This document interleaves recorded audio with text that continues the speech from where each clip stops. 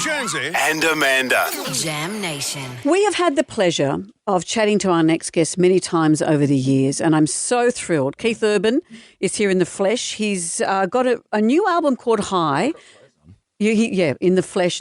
I'm not singing. I was going to say I'm not seeing enough flesh, but I don't think I should say that. I know. No, I know Nicole's back in Venice. It's not a forum. Amanda's so underslept right now. She's doing Dreadful. You're doing spade work on Keith. There's also a High and a Live world tour that has been announced. Yeah. It's amazing. Keith Urban, hello. There he is. How are you? Hi.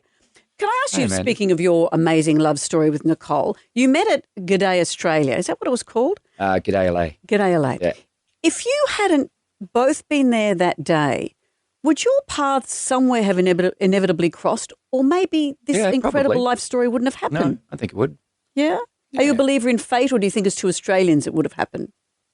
No idea. I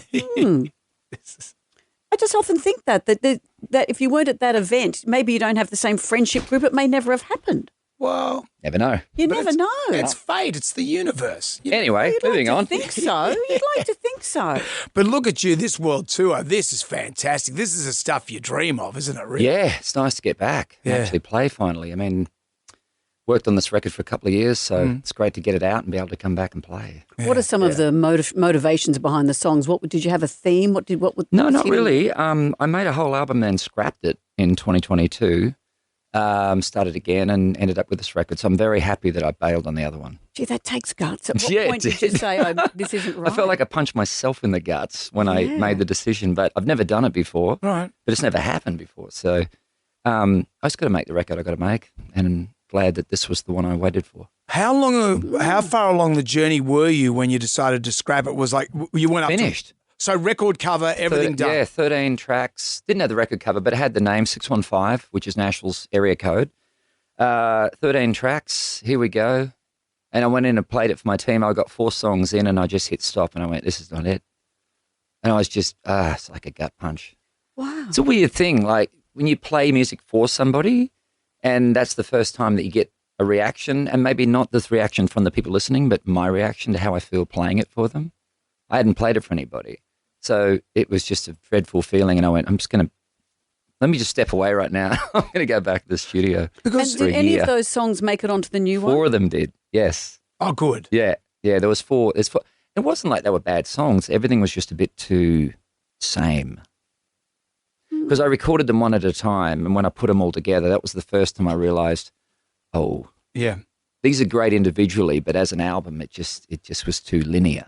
But do you think as well, you're at a point in your career now that people will tell you what you just want to hear? They'll go, oh, Keith, that's great. You could release rubbish. No, I mean, Well- but I can't. I mean, you know what I mean? Like, I just got to believe in it. I didn't believe in it. That's all. Yeah. So, you know. But that's why you're good. That's why you've And so this new one, you could play it to whoever needed to hear it and you felt, yep, this one feels right. Yeah, and at that point, if someone goes, it doesn't matter what they think about. I feel good about it, and I have to have that to start with. Otherwise, I'm not going to go the distance. I've got to go and tour all these songs, so I've got to believe in them. You know. So earlier in your career, you obviously didn't have that agency. You've earned that agency. No, I think I had that from yeah, definitely. I mean, when I got to Nashville and someone said to me, what's the most important thing to you? I said, getting a record deal. And they went, no, it's not. And I went, what's the most important thing? And they said, getting the right record deal. Yeah. And I went, what's the difference? And they went, well, the right one's going to be, you get to choose the songs, you get to have final say of everything, because you're going to live and die by this, whatever you do. You know, even if someone tells you what songs to do, people are going to think that was your decision. So you're probably better off that you have the final say. That's good advice. And I've said this story to the cows come home because I dine out on it, but I remember talking to you when you were in the ranch when I was at 2&M Musselbrook. Yeah. Because we're similar. We're exactly the same age. Yeah. But I just remember at that time just talking about all your hopes and dreams. And at the time, I think we had one country music that played country music in Australia, and you're going, this is the future country music. Did I say that? Yeah, well, it was along those. Rehab was imminent. No, You're a clairvoyant. But I though. was saying, Yeah, right. because at the time, country music was pretty much Slim Dusty in Australia, Slim Dusty, and that was it. And then you look at where we are now, and you're the guys like yourself and Troy Cassadaly who brought it over the line, who gave us, country rock that we see these days, that genre. Yeah, I mean, it's like everything. It's also guys like you playing certain music to be able to start breaking perception of what it is. When I moved to Nashville, I remember I'd travel around and meet people and they'd say, "Oh, what are you doing?" I said, "Play music." "What kind of music?" I'd say, "Country." They'd go, "Oh, I don't like country." And I'm like, actually, the next question should be, "Oh, what kind of country?" Would be a fairer question because there's all kinds, it's like saying I don't like pop music or I don't like rap or I don't like, because there's all kinds within it. So Yeah. country's always been the same. Do you ever get into rap? Are you a rap guy? No. No, that's not. When you're touring, Can't even wrap a Christmas gift, mate. I've got to get somebody to do that. Bloody hopeless. I'm going to stick in my lane. when you're tooling around at home on the piano or the guitar, do you go out of your lane? Do you just play other stuff that you really like that isn't your normal Oh, yeah. lane? No, I mean, I think my lane's quite wide even within my, I feel like to some degree I've got my own little genre. It's a bit of a mix of things. It's because I grew up playing top 40 in the pubs and clubs. So all that stuff's gotten in there. Yeah.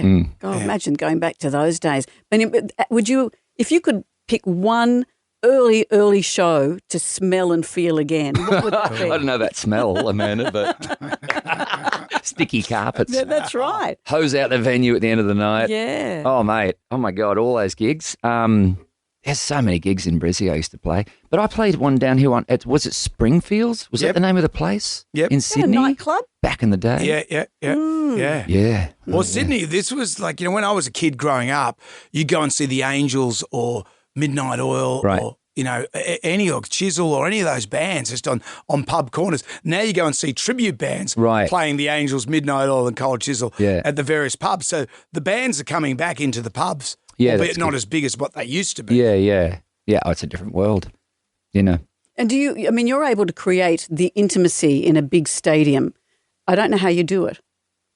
I think for me, from playing the little places first and then growing outwards from there, I think when some artists that get that fast hit, playing in massive places really quickly, I think you haven't sort of worked your way up to it.